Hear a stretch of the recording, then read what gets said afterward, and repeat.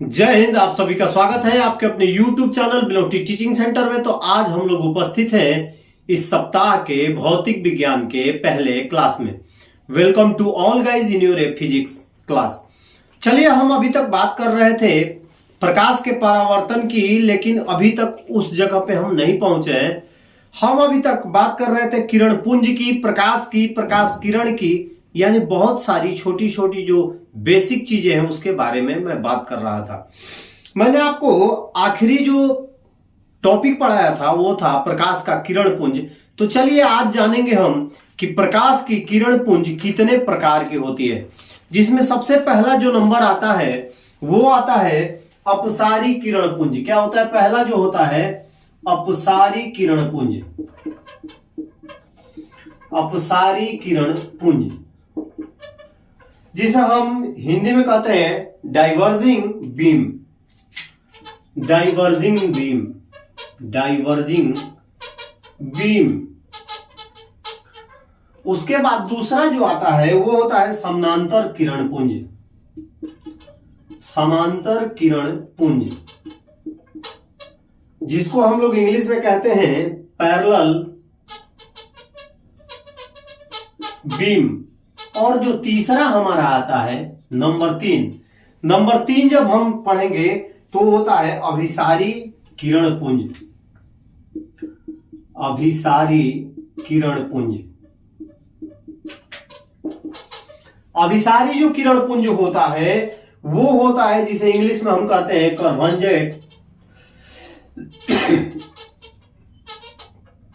Convergent beam.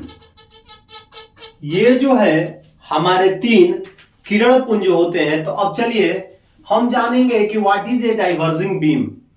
जब किसी स्रोत से कोई किरण या प्रकाश पुंज निकलता है और निकलने के बाद दूर की ओर फैलता जाता है,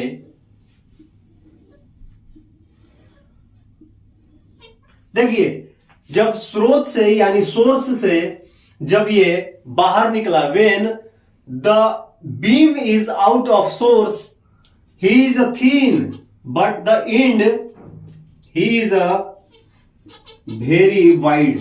यानी जब कोई किसी स्रोत से प्रकाश की किरण निकलती है या प्रकाश पुंज निकलता है और बाहर की ओर फैलते जाता है तो उसे हम कहते हैं अपसारी किरण पुंज। क्या कहते हैं? अपसारी किरण पुंज। दूसरा है समांतर किरण पुंज, यानी कि पैरेलल बीम।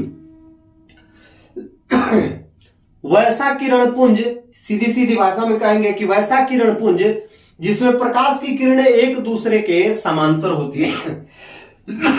यानी किसी सोर्स से निकलकर वैसा किरण पुंज जो एक दूसरे के समांतर चलते जाता है अपने सोर्स से बाहर भी, वो होता है समांतर किरण पुंज। और तीसरा हमारा जो है वो है अभिसारी किरण पुंज, यानी कि कन्वर्जेंट बीम। वैसा किरण पुंज जिसमें प्रकाश की किरणें एक बिंदु पर आकर मिलती हैं। यानी कहने का मतलब है कि कोई एक सोर्स है जहां से कोई प्रकाश के जो पुंज निकलता है वो आकर इसी पर मिलता है, चाहे वो कितना ही चौड़ा क्यों ना हो, कितना मोटा क्यों ना हो। यानी आपको फर्क साफ साफ समझ में आ गया होगा।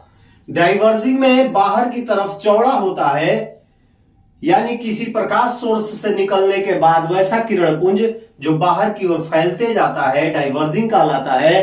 पैरेलल जो होता है वैसा किरण पुंज जो एक दूसरे के समानांतर चलता है। और तीसरा जो होता है कि वैसा प्रकाश का किरण पुंज जो एक बिंदु पर आकर मिलता है उसे हम कहते हैं अपसारी किरण अभिसारी किरण पुंज, दैट मीन्स कन्वर्जेंट बीम।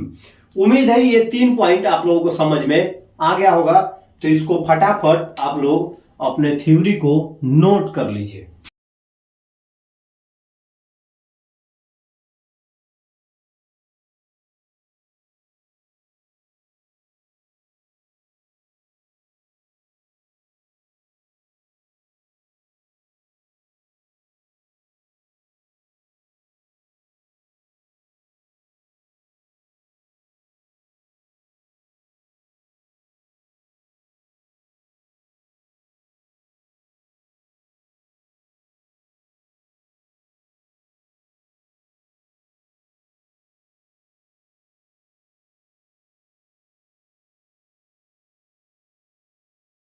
उम्मीद है आप लोगों को समझ में आ गया होगा कि किरण पुंज कितने प्रकार के होते हैं और कौन कौन से होते हैं।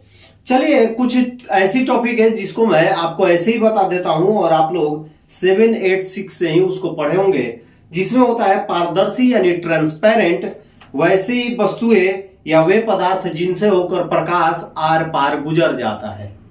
आप लोग देखे होंगे प्रिज्म, देखे होंगे आप लोग कांच देखे होंगे, जो कि प्रकाश की किरण यदि हम प्रिज्म को रखते हैं और प्रकाश को उसके बीच से गुजारते हैं तो ये इस पार से उस पार आसानी से चला जाता है, जिसे ट्रांसपेरेंट ऑब्जेक्ट कहा जाता है, पारदर्शी वस्तुएं कहा जाता है।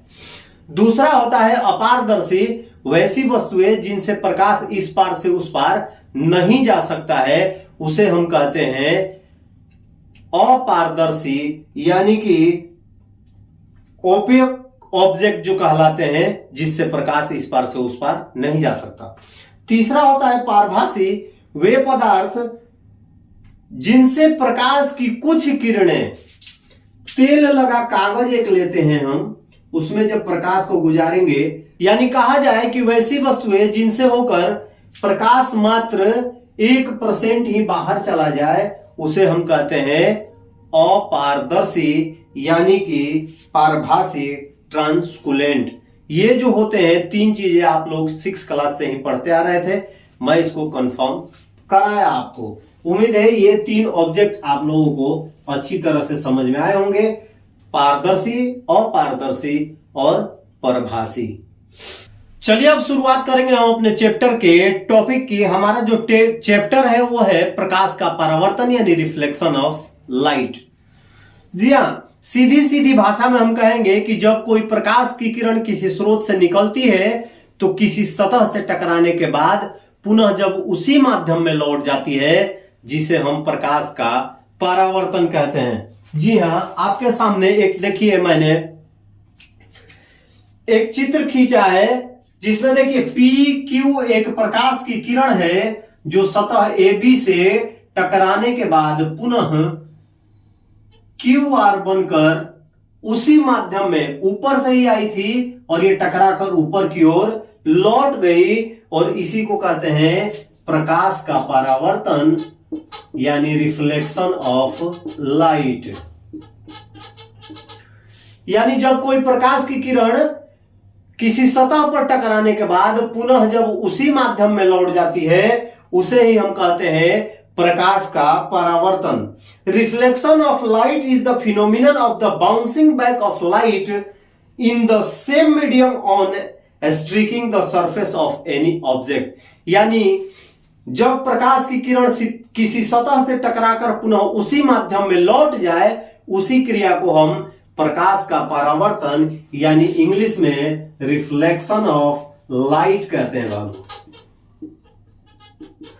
यानी कुल मिलाकर देखा जाए तो आज से हमारा जो चैप्टर है वो चालू हुआ। इसके पहले आपके बेसिक्स कुछ थे जो कि आपको समझना बहुत जरूरी था। तो ये जो फिगर है आप लोग इसे रफ में उतार लीजिएगा, आपके थ्योरी के बाद इस फिगर को बना लीजिएगा।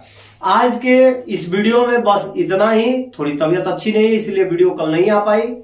तो चलिए कल फिर मिलेंगे अगले क्लास में।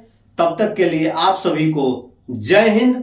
इसको फटाफट अपने थ्योरी को नोट करके फिगर बना लीजिएगा।